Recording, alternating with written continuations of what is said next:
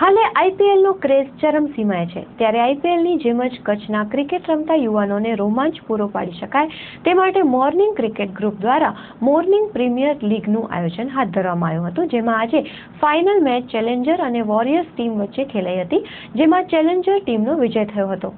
ખાસ કરીને દરરોજ ક્રિકેટ રમતા મોર્નિંગ ક્રિકેટ ગ્રુપ દ્વારા આઈપીએલની જેમ જ ખેલાડીઓના ઓક્શન કરીને ટીમ પાડવામાં આવી હતી, તેમજ આ ટીમો વચ્ચે ત્રિકોણીય જંગ ખેલવામાં આવ્યો હતો।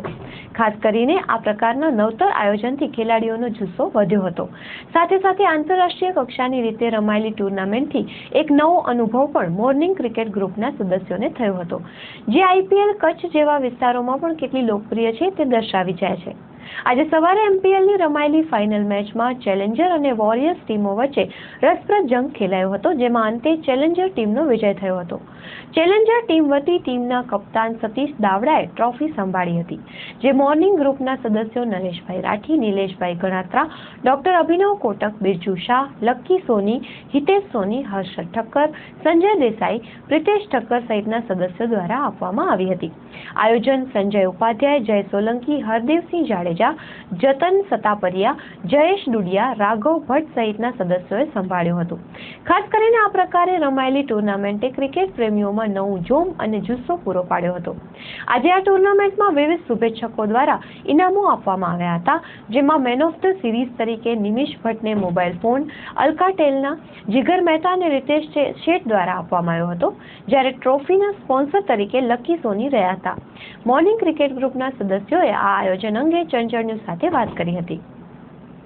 અમે એક આખું ગ્રુપ છે મોર્નિંગ ક્રિકેટ ગ્રુપ, જે છેલ્લા 13 વર્ષથી જ્યુબલી ગ્રાઉન્ડમાં ક્રિકેટ રમીએ છીએ રેગ્યુલરલી, અને અત્યારે ગ્રુપ 55 થી 60 જણાનું થઈ ગયું છે।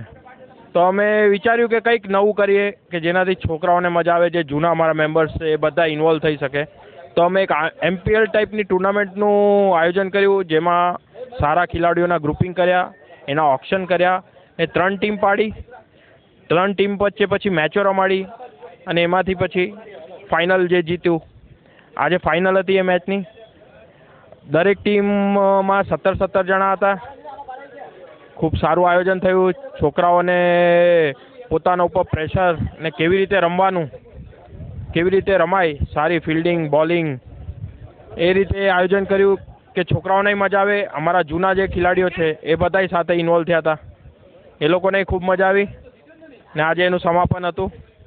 તો આ આયોજન બદલ હું મોર્નિંગ ગ્રુપના બધા 55 થી 60 ખેલાડીઓ મેમ્બર્સ બધાને અભિનંદન આપું છું કે બધાની હેલ્પથી અમે આયોજન કરી શક્યા અને સારી રીતે પૂરું થયું।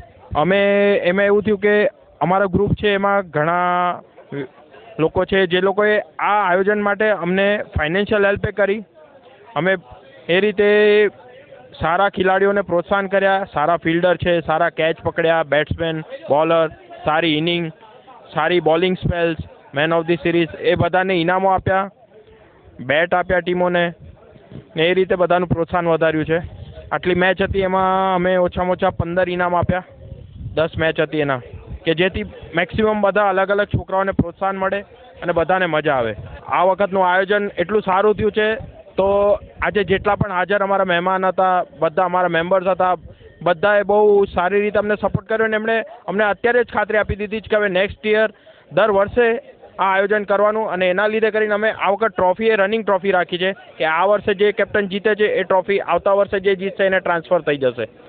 તો આ એક અમે નવો ચીલો ચાલુ કર્યો છે અમારા ગ્રુપમાં, કે જોઈએ કે આગળ જતા બહુ સારી રીતે અમે આ વધારી શકશું। હું સૌથી પહેલાં તો છે ને ચંચળ ગ્રુપના જે ડાયરેક્ટર છે સંજયભાઈ, એના મગજમાં જ આ વિચાર આવ્યો હતો અને એણે જ બધી મહેનત કરી, એટલે સૌથી પહેલાં અભિનંદન એને આપું છું।